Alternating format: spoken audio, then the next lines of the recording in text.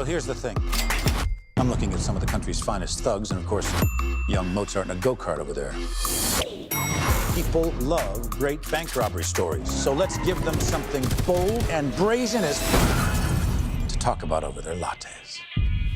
That's a look at the highly anticipated film Baby Driver, which received critical acclaim after premiering at South by Southwest. The film follows Baby, a young getaway driver played by Ansel Elgort, who is reluctantly coerced to work for a crime boss in exchange for a better life. The A-list cast is rounded out by Kevin Spacey, Lily James, John Hamm, and Jamie Foxx, and director-writer of the movie Edgar Wright joins me now. Good to see you again. Nice to see you. Dude, so 22 years ago, you came up with the idea of the film. Were you just waiting for Ansel Elgort to turn 22 to play this role? I think I was waiting for Ansel Elgort to be born. No, I mean, it's something that I had the idea.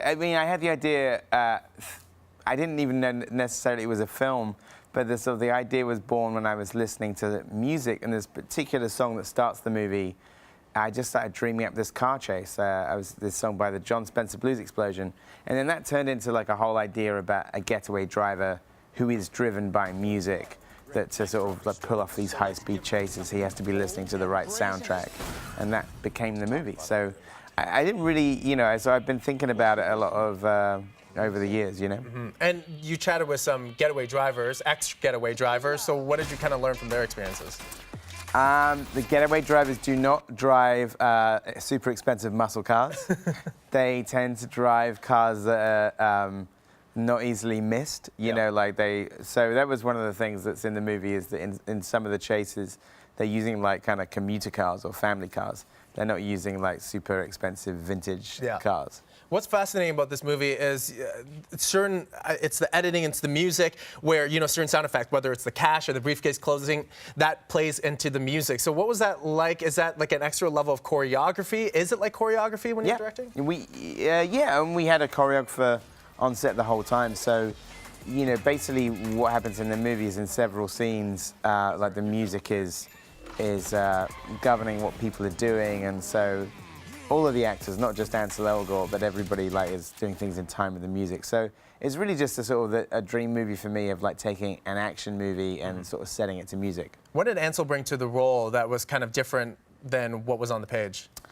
Well, I mean, I think he brought the character on the page alive. I think, he was one of as soon as I started kind of making the movie, I guess 3 years ago, he was one of the first people that I met, and he sort of came into the room and said, I have to play this part.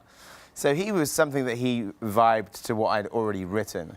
So it was really about him bringing that to life. But I think he found a close connection to it in terms of he's a big music fan, he's a musician himself, and so, he got a lot out of it as it was already written. If you were a getaway driver, what kind of driver would you be? Or what kind of driver are you in general?